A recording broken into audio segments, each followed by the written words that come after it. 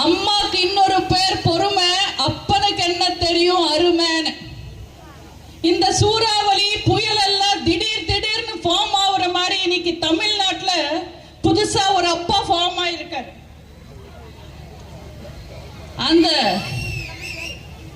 துண்டு சீட்டு முதல்வர் ஸ்டாலின் திடீர் அப்பாவோட வாழ்க்கை வரலாறை எழுதணும்னா அவர் சீரியல்ல நடிச்சதை தவிர வேற எந்த சாதனையும் அந்த வரலாறுல எழுத முடியாது.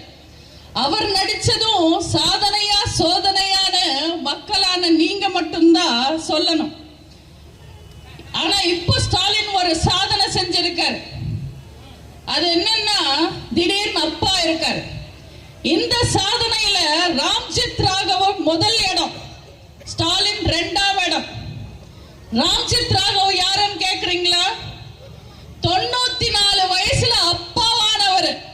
ஸ்டாலின் 21 வயசுல அப்பாவாக முயற்சி பண்றாரு. பேரன் பேத்தி எல்லாம் கையில எடுத்து தாத்தா ஆனதுக்கு அப்புறம் அப்பா ஆகணும்னு ஆசைப்படுறவர் ஸ்டாலின் மட்டுமா தான் இருப்பார். மக்களே மனசார கூப்பிட்டா அது பட்டம், மந்திரிகள் எல்லாம் வச்சுக்கிட்டு கூப்பிட வச்சா அது மட்டம். யாரோ ஸ்டாலினை உசுப்பேத்தி இருக்காங்க சார். மறைச்சதுக்கு அப்புறம் கூட தமிழ்நாட்டு மக்கள் புரட்சி தலைவி அம்மா அம்மா அம்மான்னு கூப்பிடுறாங்க. அதனால அதிமுகவை ஆட்டவோ அசைக்கவோ ஒலிக்கவோ முடியல. நீங்களும் அப்பா ஆயிட்டீங்கன்னு வச்சுக்கோங்க, திமுகவும் ஸ்ட்ராங் ஆயிடும். நாளைக்கு உதயநிதி பதவிக்கு வந்தா இது அப்பம் வீட்டு கட்சிதான்னு சொல்லிட்டு நம்ம தலைவர் ஆக்கிடலான்னு அந்த ஐடியா புடிச்சு போய் ஸ்டாலினும் உடனே அப்பான்னு ஒத்துக்கிட்டார். போற இடத்துல எல்லாம் ஸ்டாலின மக்கள் அப்பா அப்பான்னு கூப்பிடுறாங்கன்னு மீட்டிங்ல பேசுறாரு ஸ்டாலின். அவருக்கு காது சரியா கேட்கல. கூட்டத்துல இருந்து எவனோ டோப்பா டோப்பான்னு கத்திருக்கா, இவருக்கு அப்பா அப்பான்னு கேட்டிருக்கு. கூட்டிட்டு வந்தவங்க தான் கூவுறாங்கன்னா கூட இருக்கிறவங்களுக்கு எங்க போச்சரிவு? சேகர் பாபு சொல்றாரு, நாங்க தமிழ்நாட்டையே ஸ்டாலின் அப்பான்னு கூப்பிட வைப்போம், அழைக்க வைப்போம். எங்க ஒரு வாட்டி சொல்லி பாருங்க. அப்பாலே போ சாத்தானே, அப்பா அண்ணா ஸ்டாலின் ரெண்டும் ஒரே மாதிரி தான் கேட்கும். இவங்க எல்லாம் தெரிஞ்சு பேசுறாங்களா தெரியாம பேசுறாங்களான்னு தெரியல. இவர் இதே மாதிரி நான் தான் அப்பா, நான் தான் உங்க அப்பான்னு சொல்லிக்கிட்டு தெரிஞ்சாருன்னு வச்சுக்கோங்க. நீங்க எல்லாம் ஒரு படத்துல கவுண்டமணி சார் காமெடி பார்த்திருப்பீங்க. அவங்க அப்பா போட்டோ முன்னாடி கண்ணு தெரியாம நின்னு கண்டபடி திட்டிக்கிட்டு புலம்பிக்கிட்டு இருப்பாரு. அதே மாதிரி தமிழ்நாட்டு மக்கள் மொத்தமா டே தகப்பா இதெல்லாம் உனக்கே நியாயமானு காரி காரி துப்புவாங்க. தமிழர்கள் தானே அப்பா அப்பான்னு கூப்பிடுவாங்க. அப்பான்னு தமிழனை தானே கூப்பிடணும். ஸ்டாலினை கூப்பிட்டா நைனான் தானே கூப்பிடணும், நைனா நைனான் தானே கூப்பிடணும். ஏன்னா நன்றி வணக்கம்னு 2 வார்த்தை பேசுறதுக்கு கூட துண்டு சீட் இல்லாம இவரால பேச முடியாது. ஆனா சமீபத்துல ஒரு மீட்டிங்ல பேரு பெத்த பேரு தாக நீல்லேதுன்னு தெலுங்குலயே மாట్లాடுறாரு. இன்னும் எத்தனை நாளைக்கு தமிழம் வேஷம் போட போறாரு? ஆதாரம் இல்லாம எதுவுமே பேச மாட்டோம். இன்னைக்கு கருணாநிதி குடும்பத்துக்கு எத்தனை லட்சம் கோடி இருக்குன்றது கணக்கே போட முடியல.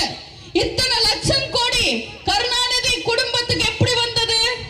சக்கரை தின்ன எறும்பும் சாக்க தின்ன கரையானும் தான் வந்து சாட்சி சொல்லணும். இன்னும் எத்தனை நாளைக்கு இவங்க பொய்களை பேசி தமிழ்நாட்டு மக்களை ஏமாத்தலாம்னு நினைக்கிறாங்க?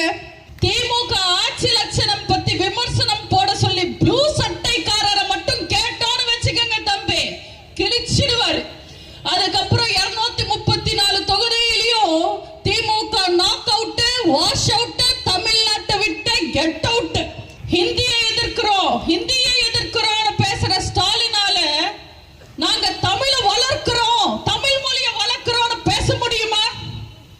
கருணாநிதியே கனிமொழியை தவிர எந்த மொழியையும் அவர் வளர்க்கிற அந்த கனிமொழியை ஸ்டாலினும் வளர்க்கல. இவங்க எல்லாம் இன்னும் எத்தனை நாளைக்கு இந்த டிராமா போட போறாங்க? கருப்பு தார்டின்னு கையில வச்சுக்கிட்டே போய் இங்கிலீஷ்ல எழுதி வச்சதெல்லாம் அடிச்சுட்டாங்க. திமுக கார ஹிந்தி படிக்கல சர்தா. அவங்களுக்கு எது ஹிந்தின்னு கூட தெரியாமலே போராடுறாங்களா? ரயில்வே ஸ்டேஷன்ல இருக்கிற ஹிந்தி எல்லாம் அப்புறம் அழிக்கலாம். எங்க டாஸ்மாக் போர்ட்ல இருக்கிற ஹிந்தி அழிக்க சொல்லுங்க பார்க்கலாம். அது அழிக்கிறதுக்கே துப்பு இல்ல. டாஸ்மாக் போர்ட்ல இருக்கிற ஹிந்தி எல்லாம் கரெக்டா தான் எழுதி இருக்காங்க. ஆனா உள்ள இருக்குமே எச்சரிக்கை போர்டு, அதுல குடி நட்டுக்கும் விட்டுக்கும் கெடுன்னு எழுதி இருக்காங்க. இதுதான் இவங்க தமிழ் வளர்த்த லட்சணம். கல்லூரியில பாலியல் வன்கொடுமையா? யாரா அந்த பையன்? நான் தான் அந்த பையன். ஒரு திமுக காரன் வந்து நிப்பா. பிரியாணி கடையில ஓசி பிரியாணிக்கு சண்டையா? யாரா அந்த பையன்?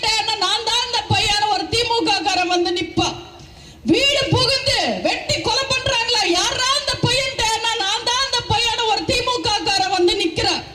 செயின் அறுக்குறாங்களா? கழுத்து அறுக்குறாங்களா? யாரா அந்த பையன் கேட்டா நான் தான் அந்த பையன். ஒரு திமுக காரன் வந்து நிக்கிறான். காதல் பிரச்சனை கட்ட பஞ்சாயத்தா? யாரா அந்த பையன்? நான் தான் அந்த பையன். ஒரு திமுக காரன் வந்து நிக்கிறான். நிலம் அபகரிக்கிறாங்களா? யாரா அந்த பையன்? நான் தான் அந்த பையன். ஒரு திமுக காரன் வந்து நிக்கிறான். கோவில் சொத்தை அபகரிக்கிறாங்களா? யாரா அந்த பையன்?